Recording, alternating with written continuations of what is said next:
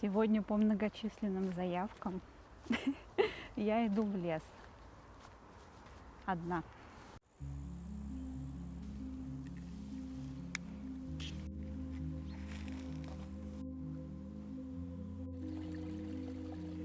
Почему-то раньше я как-то ходила по лесу одна всегда, потому что никто особо не горел желанием составлять мне компанию и не боялась. Ну или боялась, но все равно шла. А потом насмотрелась всяких видео про маньяков. А еще в этом году очень много развелось медведей и лосей. И, в общем, все это очень сильно меня останавливает. Сегодня взяла с собой шокер, но очень надеюсь, что он не пригодится.